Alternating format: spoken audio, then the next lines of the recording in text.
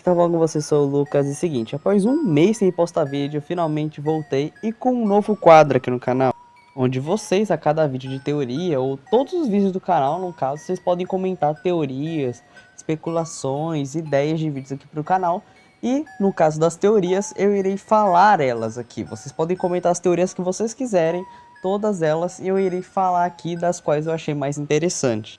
Dependendo, eu vou tentar explicar alguma coisa, vou tentar corrigir essa teoria, adicionando mais pontos, ou até mesmo desmentir ela.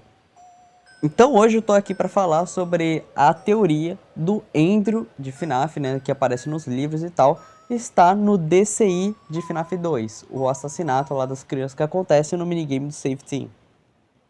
E, bom, a pessoa que me deu essa teoria e essa ideia de vídeo, né, vai estar aparecendo aí na tela. Então, créditos totais a essa teoria aí. Então, vamos começar falando um pouco sobre quem é Andrew. Andrew foi um personagem bastante misterioso que apareceu assim pela primeira vez de maneira mais descritiva nos livros da Fazbear Fright. Que a primeira descrição dele que tivemos assim no quesito de visual foi no conto do Homem no Quarto 1280, onde um cadáver que possivelmente é William Afton aparece dentro de um hospital e um padre vai ter que fazer a extrema unção. E no meio disso tudo, um espírito tá atormentando esse cadáver. E esse espírito aí é Andrew, que a sua descrição é que é um menininho que usa uma máscara de jacaré. Esse personagem ele é bastante importante nos livros, até porque toda a Fazbear Fright gira em torno desse cara. Ele é a alma que possui o Fett e também é a alma que possui Stitch Ref, junto com Jake, que eu já fiz resumo da história dele. No caso do The Real Jake.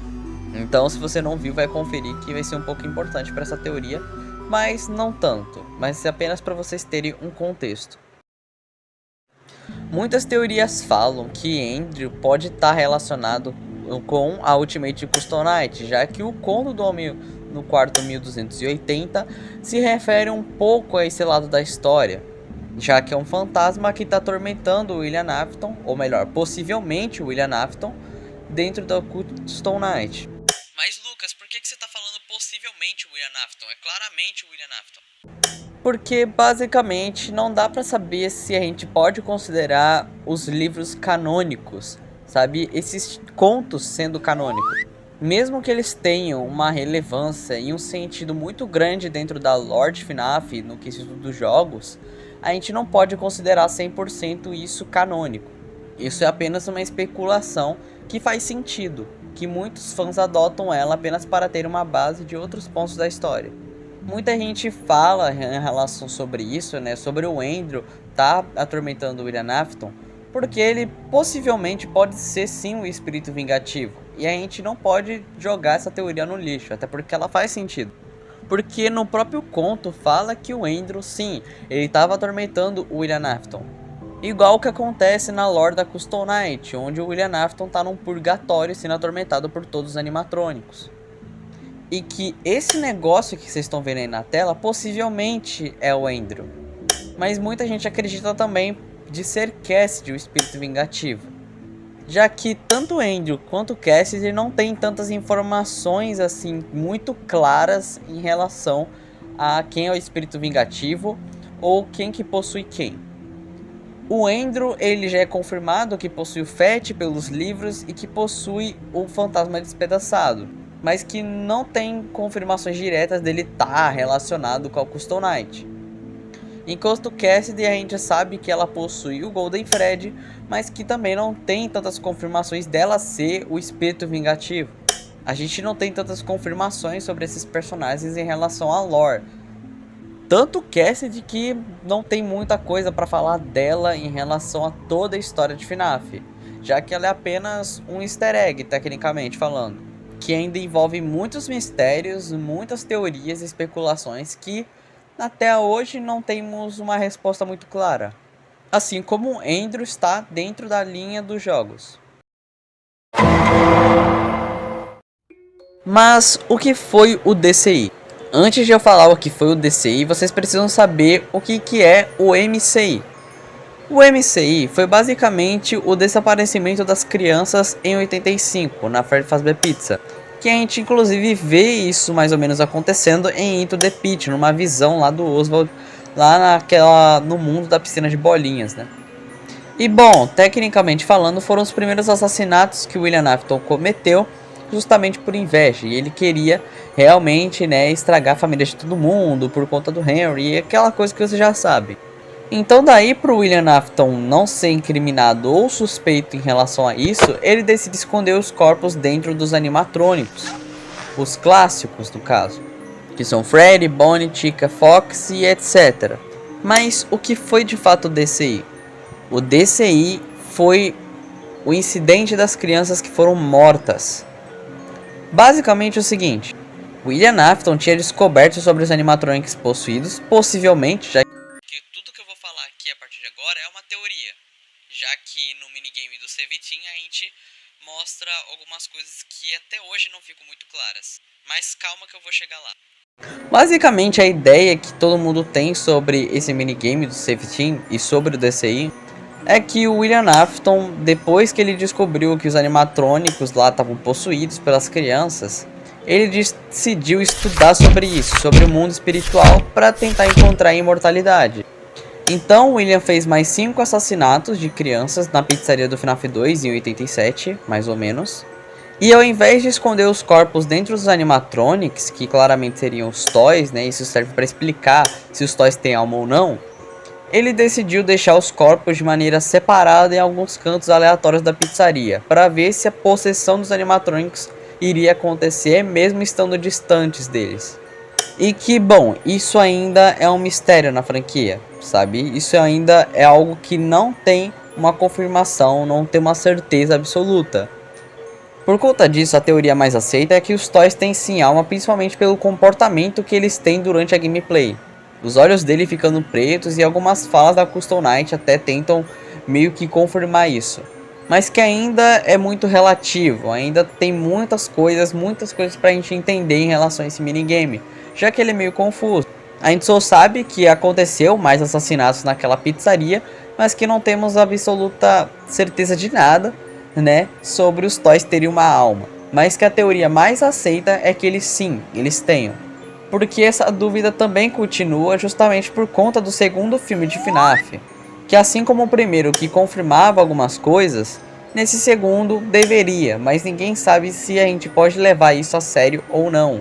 No segundo filme a gente sabe que os toys são controlados pela Puppet no caso, né, pela alma da Charlie.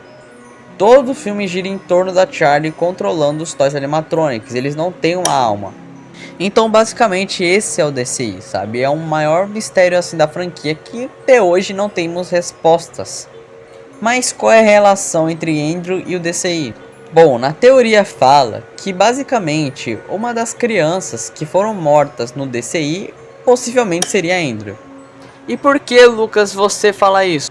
Porque como eu falei, como o Andrew nunca teve assim uma descrição muito exata dele, a não ser pelos livros, a gente não tem uma ideia de quando ele foi morto exatamente, ou sei lá o que aconteceu com ele. A gente só sabe que ele tá morto e que provavelmente foi assassinado por William. Mas não temos nenhuma data, nenhuma coisa pra gente propor uma relação aqui. Então tudo que eu vou falar agora é especulação. Nada disso pode ser levado como verdade absoluta. Até porque isso tudo que eu tô falando é apenas uma teoria. Então vamos lá. Se Andrew fosse uma dessas crianças que foram mortas na pizzaria do FNAF 2, que sentido isso teria? Calma que eu vou explicar. No FNAF 3 acontecem os minigames do William Afton destruindo os animatrônicos, que acontece mais ou menos na época do FNAF 1, após no caso os eventos de FNAF 1. William Afton vai até a pizzaria e destrói os animatronics, monta uma emboscada e ele começa a destroçar tudo, libertando as almas. As almas matam William Afton. E no FNAF 3, se você completar ali os minigames da Mangle, do Balloon Boy da Chica e etc, você consegue o Happy Ash Day. O Happy Ash Day é um minigame onde a gente controla a alma da Charlie, ou a Puppet. E ela passa por umas mesas onde tem umas criancinhas com máscaras de animais, mó brincando ali, mó felizes. Até que no final do corredor a gente vê as outras almas dos outros personagens que a gente acompanhou. Mas se você notar bem, uma dessas crianças tinha o que exatamente? uma máscara de jacaré. Quantas crianças estão ali sentadas? 5. Mas o ponto que deixa essa teoria cair por terra é justamente os sprites. Sim, é a coisa mais tosca possível. Porque as almas, elas são representadas com um sprite acinzentado, melancólico, escuro. Enquanto as crianças que estão ali sentadas, aparentemente estão vivas. E elas estão lá se divertindo. Então, se caso o Andrew tivesse sido assassinado em 87, o que ele estaria fazendo após os eventos de FNAF 1? Que se passa em 93, mais ou menos. Não teria muita lógica, a não ser que tenha um monte de teoria bizarra em cima disso. Mas essa é a grande resposta. O Andrew não faria sentido ele ter morrido em 87, até porque se esse personagem for Andrew, realmente não faz sentido.